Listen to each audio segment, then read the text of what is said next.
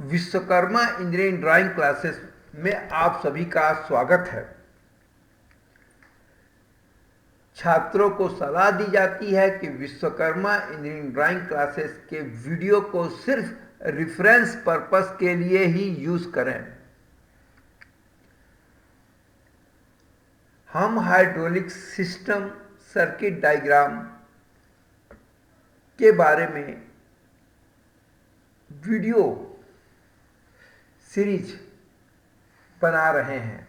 उस video series में पहले हमने हाइड्रोलिक क्या है या मैकेनिकल और इलेक्ट्रिकल से कैसे डिफरेंट है या इसका इलेक्ट्रिकल या मैकेनिकल से क्या तुलनात्मक रूप से मेरिट या डीमेरिट है, इसके बारे में हमने बात किया था।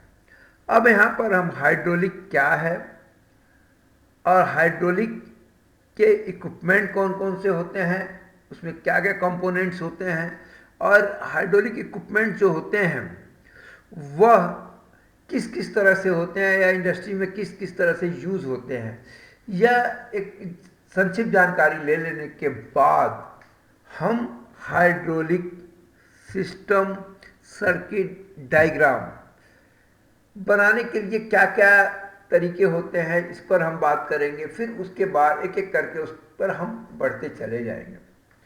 तो आइए हाइड्रोलिक पर हम छोटा सा बात करते हैं।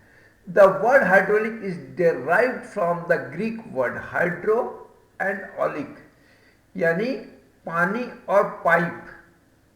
हाइड्रोलिक जो है बना हुआ है, ग्रीक वर्ड है, पानी और पाइप से बना हुआ है। यानी पाइप में जो पानी का जो फ्लो होता है या पानी और पाइप के रिलेशन को ही हम हाइड्रोलिक बोलते हैं।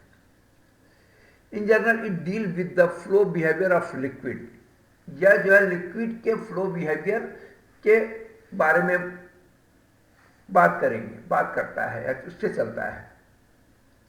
इन particular construction machinery sector it deal with energy transfer using liquid. Hydraulic में क्या है कि एनर्जी ट्रांसफर जो लिक्विड के थ्रू होता है। So in hydraulic transmission of power or energy through pressurized liquid. Essential hydraulic fluid has 4 primary function। पहला function है कि पावर को ट्रांसमिट करता है, दूसरा करता पार्ट का लुब्रिकेंट करता है, जो मूविंग पार्ट है उनको लुब्रिकेंट करता है, तीसरा seal clearance between the mating parts. जो दो पार्ट रहते हैं ना, जैसे सिलेंडर के अंदर जो पिस्टन चलता है वो पिस्टन और सिलेंडर के सरफेस के बीच में एक क्लियरेंस डेवलप करता है, एक फिल्म डेवलप करता है, ठीक है। और उससे दोनों फायदे होते हैं, एक तो लुब्रिकेंट भी होता है और उस पर टकराता नहीं है, मतलब एक सील का काम भी करता है। To dissipate heat. Basic component of the oil hydraulics: hydraulic tank, hydraulic pump, prime mover, control valve, actuator, piping system, ancillary or supporting component. आइए एक डायग्राम में हॉरिजॉन्टली माउंटेड सिलेंडर हाइड्रोलिक एक सिस्टम है, इस पर हम देख के बात कर लेते हैं।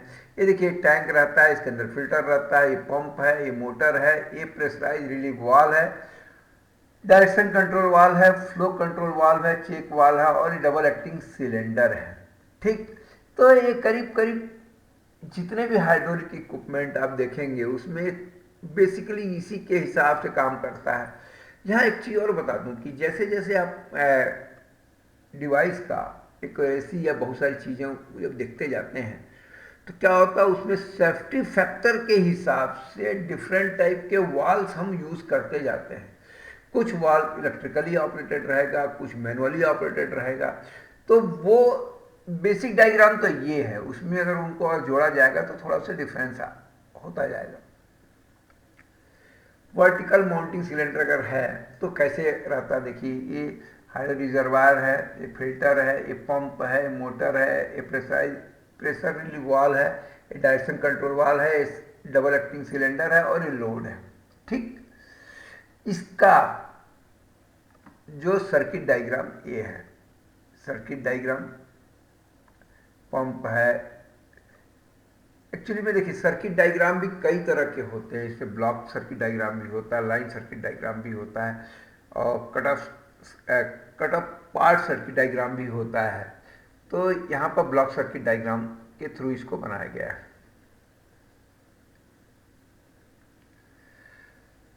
Basic component of hydraulic tank, also known as oil reservoir. It contains various filter and gauges. The basic purpose of the tank is hold to clean and high quality hydraulic oil. The gauges are used to monitoring the oil level, oil temperature, oil pressure inside the tank. Basic देखिए जो oil है जो जिससे pressurise कर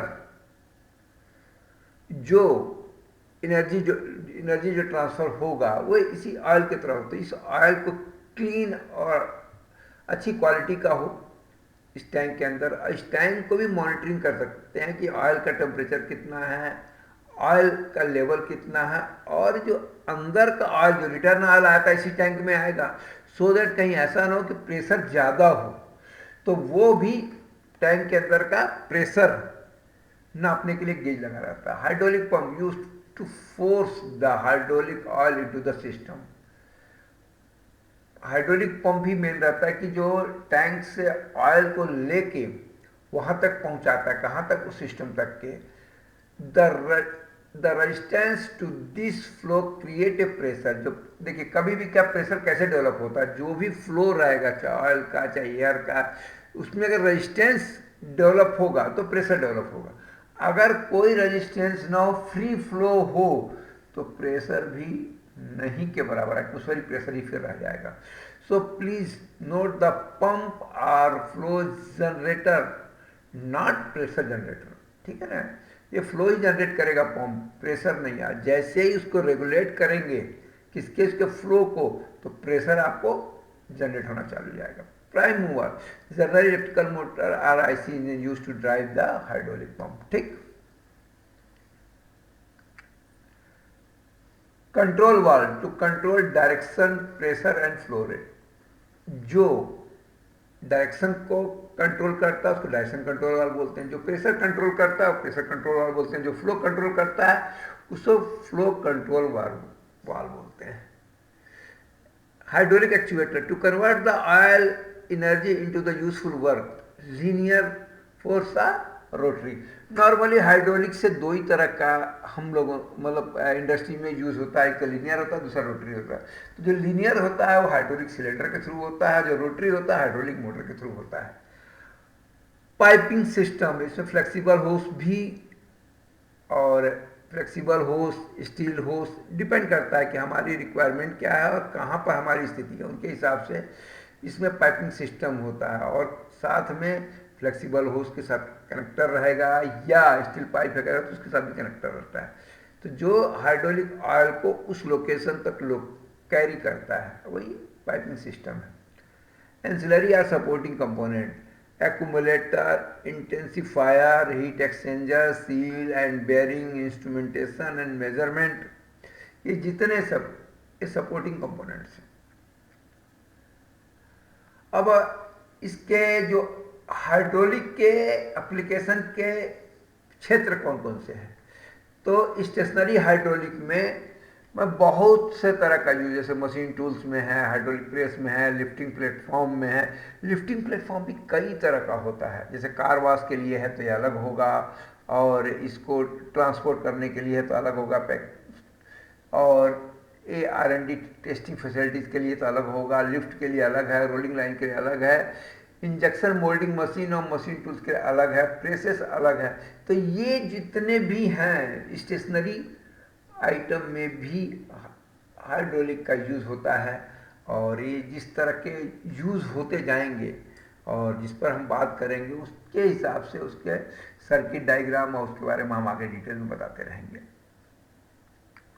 और ये mobile hydraulic में जितने आजकल देखिए लोडर जो गड्ढा खोदने के लिए या चीज़ों को लोड करने के लिए या शिफ्टिंग के लिए यूज़ होते हैं, लोडर्स हैं। तो कंस्ट्रक्शन वर्क में बहुत ज़्यादा मशीनरी यूज़ होती है, tipper, excavator, elevating platforms, lifting and conveying devices, automobile में भी पावर स्टेयरिंग, कार का जो स्टेयरिंग होता है, पावर स्टेयरिंग यूनिट भी होता है, पावर ब्रेक भी होता है, ऑटोमेटिक डोर क्लोजर, ये सब ऑटोमोबाइल में काम आता है। एयरक्राफ्ट में landing gear, flow control etcetera, और एग्रीकल्चर मशीनरी में भी इनका बहुत ज़्यादा हाइड्रोलिक का उपयोग होता है।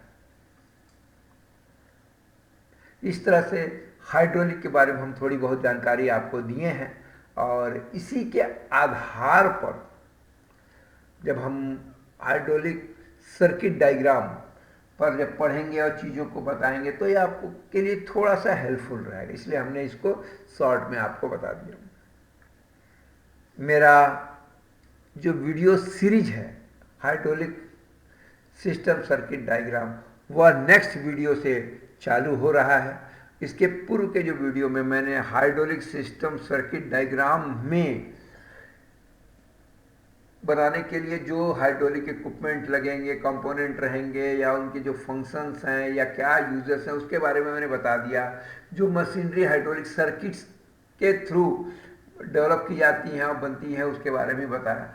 अब मेन जो टारगेट है, जो मेन टॉपिक है, या जो मेन मुझे स्टडी कर आपको समझाना है या बताना है, वह नेक्स्ट वीडियो से हम चालू करेंगे।